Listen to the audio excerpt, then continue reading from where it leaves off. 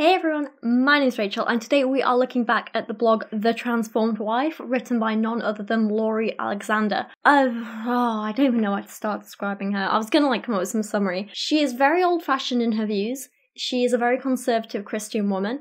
I think she's incredibly sexist. She's definitely homophobic, probably transphobic too, but I haven't come across that one in her posts yet, at least. It's probably in there somewhere. She is back at it again with another post telling women exactly how to live their lives and then bitching about the people who don't do it exactly her way. You know, in typical Lachie Alexander form. Once again, she is complaining about life choices that aren't by any means inherently evil, you know. She's not complaining about people who hurt other people, who lie, who steal. She's not even talking about people who litter. This time, she has a little vendetta against living with your boyfriend. Apparently it is the worst thing that us young women can do other than, you know, having tattoos and going to university. Literally, the article we are going to be looking at today is just titled, "Stop living with your boyfriends!" Exclamation mark. She is very serious about this stuff. I know a lot of people might look at this video and say, oh, well, you know, Rachel, you're not a Christian. She's not talking to you. But let's be honest for a second, because Lachie is talking to me. She's talking to young women. All young women, and she thinks all young women should be Christians. She also opens this article by just addressing younger women, not younger Christians, not Christian women, but young women. That includes me. She says, stop living with your boyfriends. I am a woman who lives with my boyfriend. Therefore, this article references people like me. It's talking to people like me, and I think I'm well within my rights to comment on the contents of it. Now, I'm not saying everyone in the world should ignore her advice, but I'm just saying not everyone has to follow it. She's not giving you the only way to live. There are so many ways to live your life and be happy and be a productive, fulfilled member of society. You don't just have to do things this one particular way. You can live your life in so many different ways. There's no one right or wrong. And if you want to live with your boyfriend, you should be able to do that without people like Lachie Alexander coming along and telling you you're sinning and you're going to hell and you're a bad person and he's going to leave you for another younger woman, because that's literally what she says. It's disgusting. Let's get into the article. So she does open with this whole typical don't have sex before marriage or you're going to hell bit.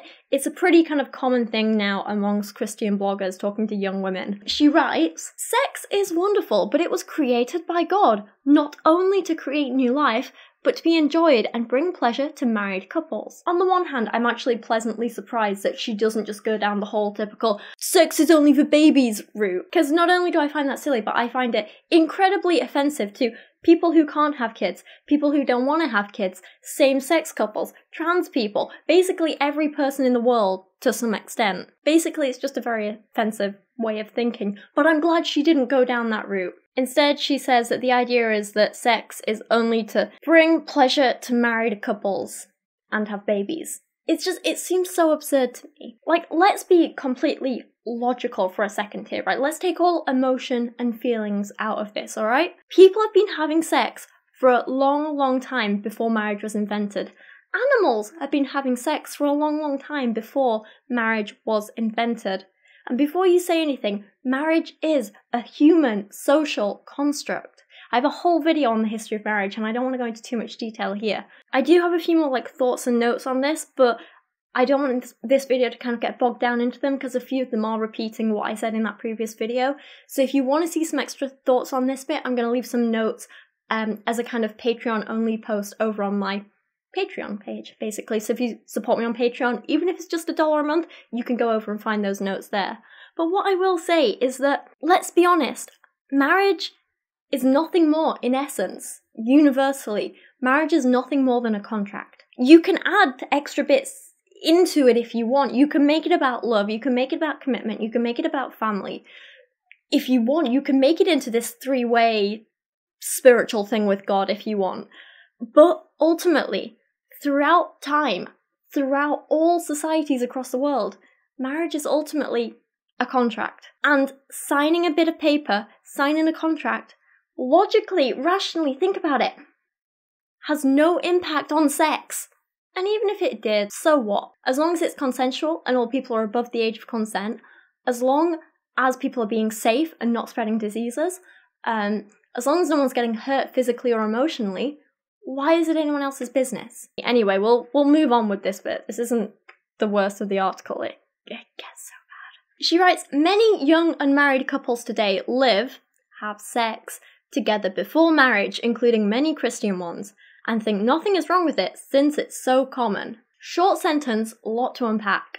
So one of my big problems with this is I think she's making a big mistake in completely equating living together and having sex. Couples can have sex without living together. Couples can even live together without having sex. It might not be as common, but some couples do it, and some couples are happy that way. You can't just assume that because a couple is living together, they're definitely having sex all the time, completely, every night, every minute of every day. That's a little bit too far, she probably doesn't think that. But yeah, the other kind of like, sort of assumption she's making or inferring or whatever is that people seem to think it's okay to live together because everyone else is doing it. And so people think that if other people are doing it, I should do it too and it's okay. Just personally, I don't care what others are doing. I wouldn't do something just because other people are doing it. And I wouldn't think something's okay just because other people are doing it. I live with my boyfriend and I made that choice because it's what's best for me and it's what's best for him. I didn't think, oh, well, all my friends are living with their boyfriends, so I better do it too.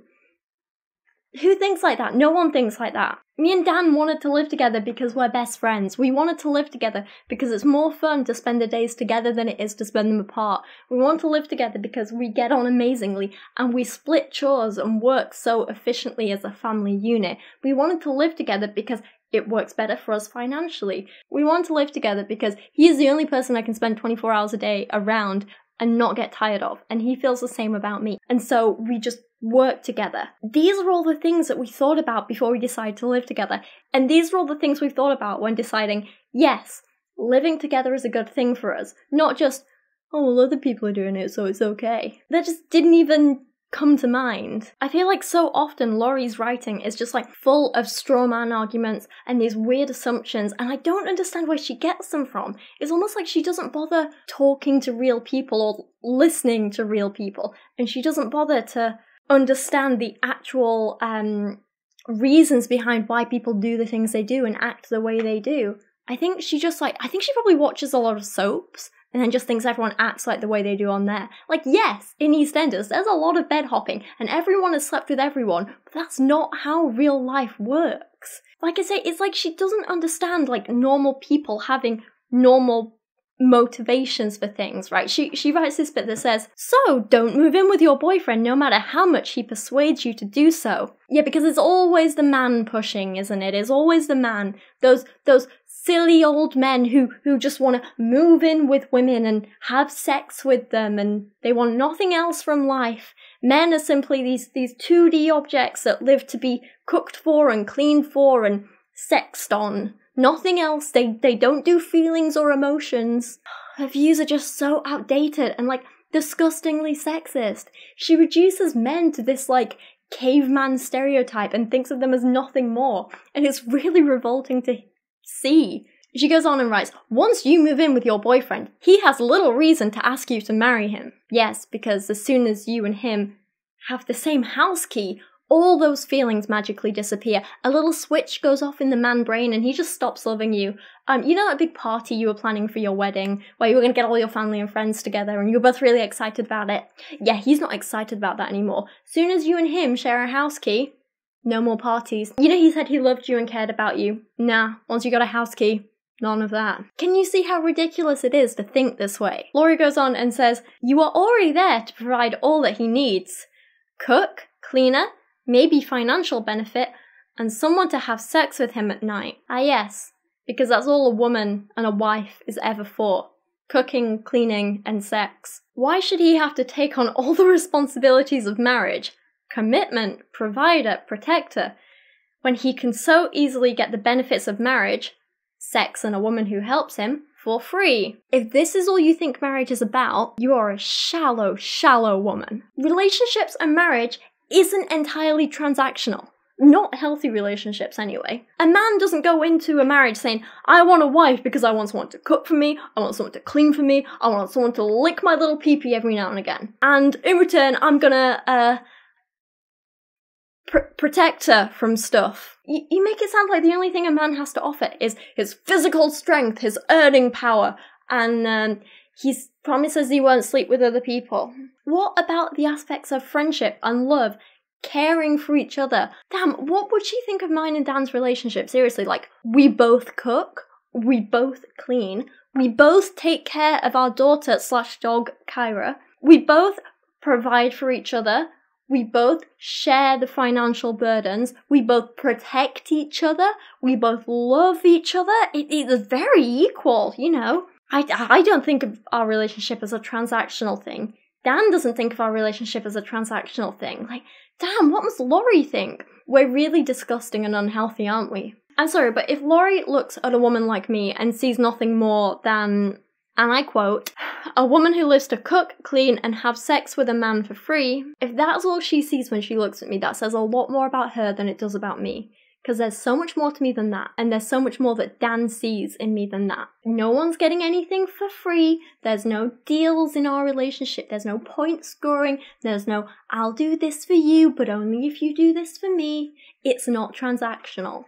It's a friendship that's also romantic, and we're building a family and a life together. That's it. And this whole idea that, like, if you move in together and live together and build a life together, then, oh, you won't want to marry you anymore. It's just ridiculous and silly. Like, it makes me wonder, like, why did you want to get married in the first place? What do you think the purpose of marriage is in the first place? For me, 1, it's an excuse for a party and to wear a pretty dress, and 2, it's just a contract that helps legalize all the other stuff in our lives. Just because we are already building a life together, that doesn't change either one of our motivations for wanting to get married. And even so, like, getting married shouldn't be the end goal of everyone's life, or at least every woman's life. You make it sound like, oh, if a man doesn't want to marry you, oh, it's a terrible, horrible thing. It's like, no. Plenty of couples live happily without being married.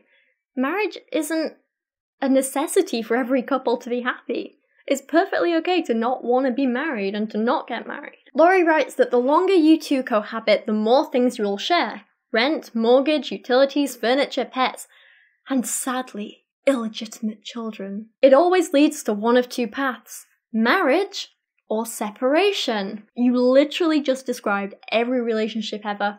What's your point? She says, when your highly inevitable breakup occurs, you will need to decide who keeps what and who moves out. It's hard to decide who keeps what when you've been splitting everything 50-50 for years, and you can't exactly cut your table in half. A divorce is the same thing, but worse, because now you have legal fees in there as well. But seriously, inevitable breakup. Do you know how rude it is to say that, you know, my relationship apparently is gonna end in a highly inevitable breakup because we're 24 and 25 and can't afford to get married yet, so we're waiting a while. I mean, I for one, definitely appreciate Laurie here. She's telling me all these things that I didn't even know about my life and relationship, but with her infinite wisdom and not knowing me personally, she can see these things that I just can't. And I should definitely change my entire life based on her blog here. So what should I have done instead to avoid this inevitable breakup? Well, Laurie has some advice for that as well. She says, hopefully you haven't already gone as far as having sex, making children together, and moving in with your boyfriend. Oops. All of this is foolish behaviour and will reap unhappy results. Why are you guys still watching this video? I'm clearly foolish and unhappy. Find a godly older person who will keep you accountable with your boyfriend. Seek purity in everything. Don't spend too much time alone together. It's not wise to do so. Oh, of course. The healthiest relationships always involve you talking to a third person. You never go to your significant other like directly with your problems or concerns or worries or feelings. No, you always want to go to a third person and kind of like cut out the significant other and just like talk to them, and then they can talk to that person. Like, never have direct contact. That's not what you want. A third person in the relationship always helps and makes it less complicated, obviously. And you never want to spend time alone together because you don't want to know if you two will actually work as a couple until after you're married. Your goal as a Christian is to get married as early as possible, pretty much to the first man who comes along. You just want to jump on him, get a ring on him, and then jump on him again, you know? You want to be as young as possible, so you've got as much baby-making time as possible. It doesn't really matter if you're happy in the relationship after that. You don't want to give it time beforehand to realise you might not like him. Just get a ring on him, and then get on with it. If you're not happy, just stick with it, and then raise your kids with the same beliefs so that they grow up and they have no more freedom than you had. They're no happier than you are, because, you know, that wouldn't be fair. Laurie writes, but women say it's cheaper. Or we want to see if we want to marry each other. Or we need to try each other out. Yeah, they're excellent points.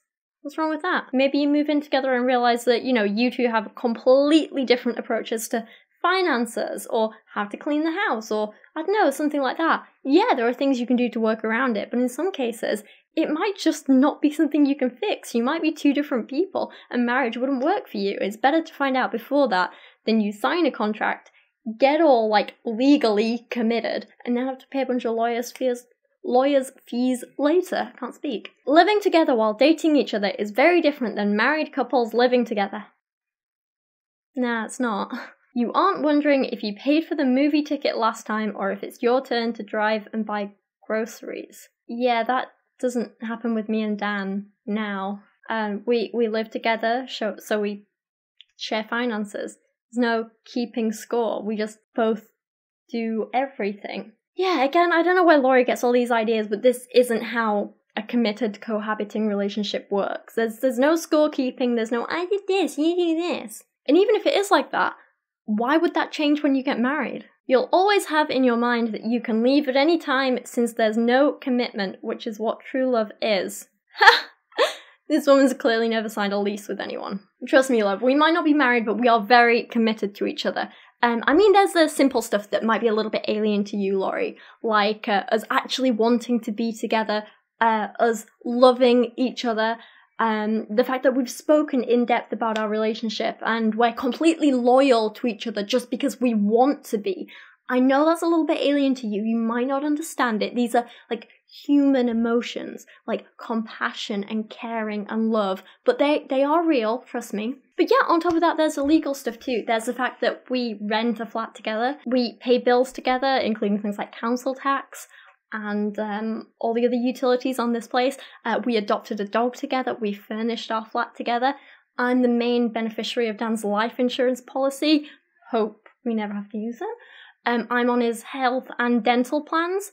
Yeah, these are all pretty big things, and you can't just walk away from them, So tell me again how we are in no way committed to each other. I can tell you for a fact, neither of us always have it on our minds that we can just leave at any time. And even if we did, do you know how difficult it would be? Trust me, we're probably more committed than some married couples are. And then Laurie says this that really annoys me. She says, plus, if you've been unfaithful before marriage, it's much easier to be unfaithful once married. So just out of nowhere, she suddenly starts implying that everyone in a relationship who's living together but isn't married are gonna be cheating on each other or are likely to cheat on each other. Get lost, Laurie. And then she says, marriage is freedom. Freedom from fear of getting pregnant. I have that now. It's called birth control. So what if you're blessed with another baby? Yes, because who cares about overpopulation when you can have another baby? And who cares about whether you have the time or the money or even just the emotional capacity to raise another child properly?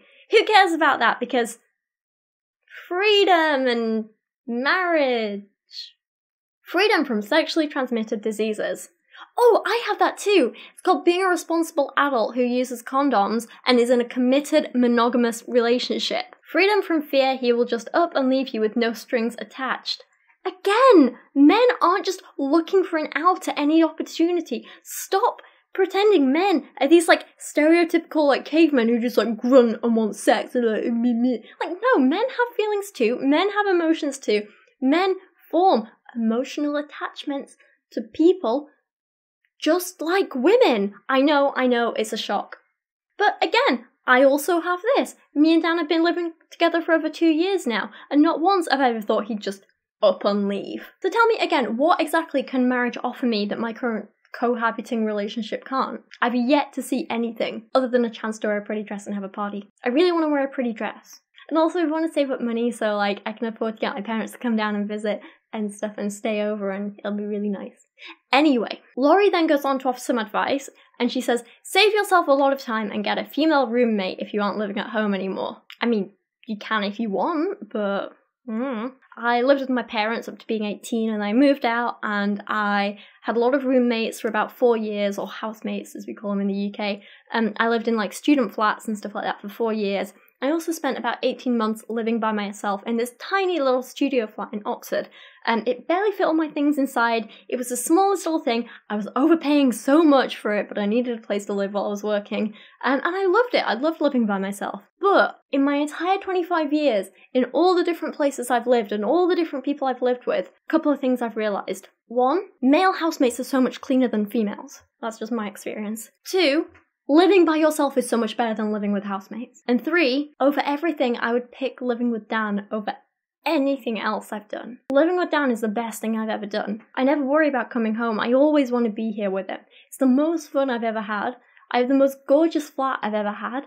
I'm happier than I've ever been. I have the freedom to do what I want when I want and decorate the place however I want. And so does Dan. I always know that someone's got my back here, and, you know, maybe if I'm ill, I've always got someone to look after me. I've also got someone to do, like, chores and things with me, and he makes them more fun. And yeah, I love it. Why would I ever want to give this up? But apparently Laurie says I'm wrong. She says, if you have already moved in, move out if you aren't married.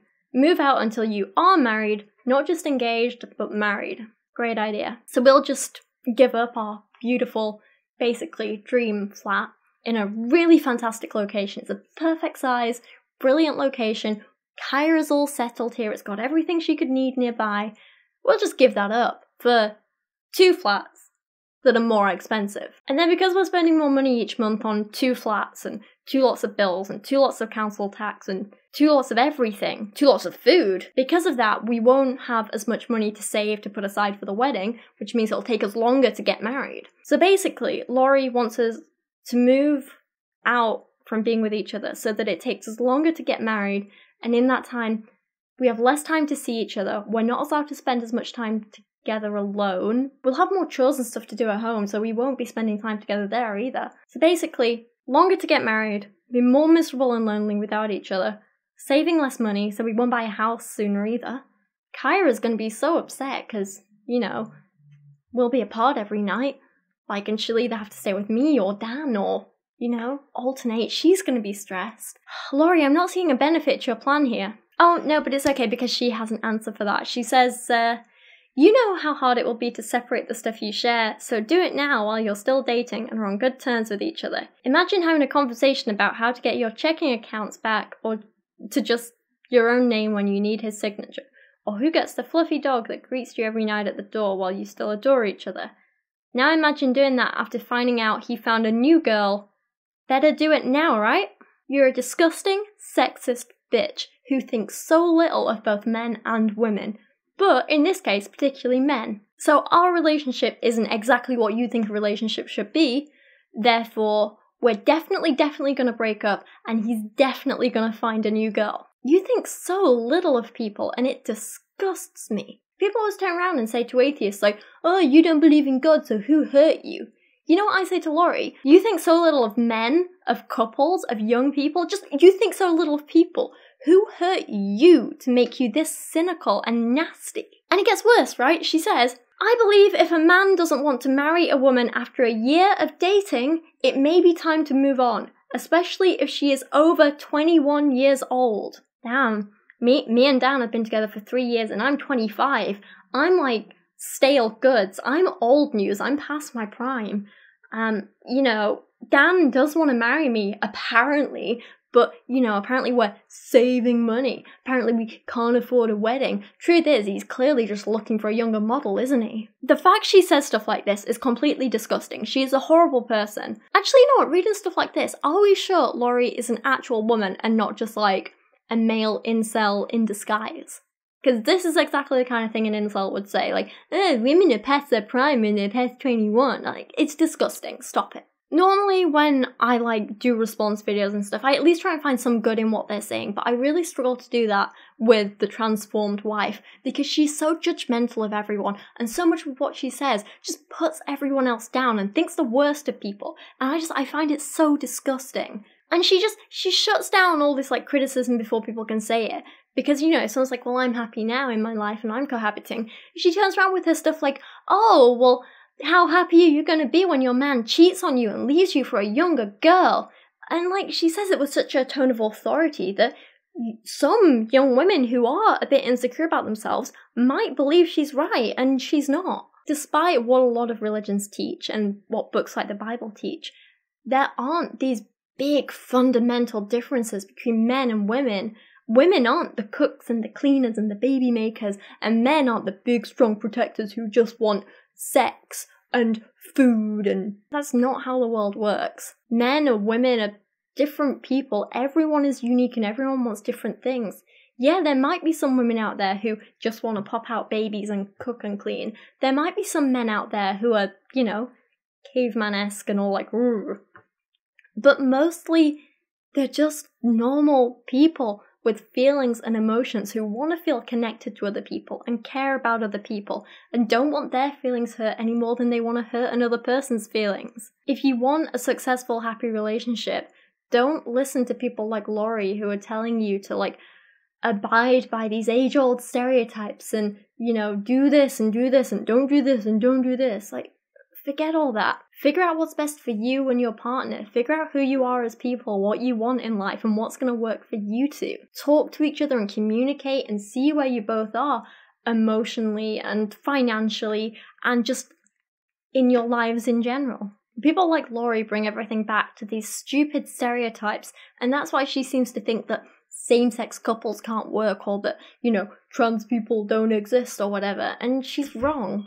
Before I get more mad about this article and her ridiculous ideas, I'm going to end this here, pass this over to you, ask you what you think of Laurie, her article. What do you think of people who just live with their partners before getting married or instead of getting married or whatever?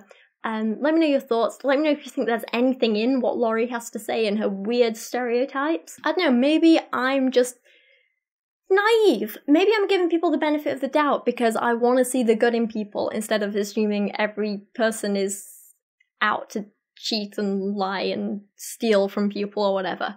Maybe I just want people to be nice and I'm being naive. I don't know. Let me know in the comments below. But for now, thank you so much for watching today. Sorry I was a little bit mad at Laurie and her sexism and her weird thoughts about life and dating and everything. She does make me angry. People like her make me angry. But for now, thank you for putting up with me, and I'll see you again soon. Thank you so much for watching today. A huge thank you goes out to everyone supporting me on Patreon this month, including Gambit and the Chauffeur, Deshauwn, Mark Dauner, Christian Berg, Rachel B. Royer, Jadeon Sheppard, Pizelated Skeptic, Jaylee Moore, Religion's BS, Sir Michael Moore, Matthew Minamar, Sage Villarreal, and Greg Glad. Don't forget to check out all my merch available over on Teespring and subscribe to my channel if you want to see more from me in the future.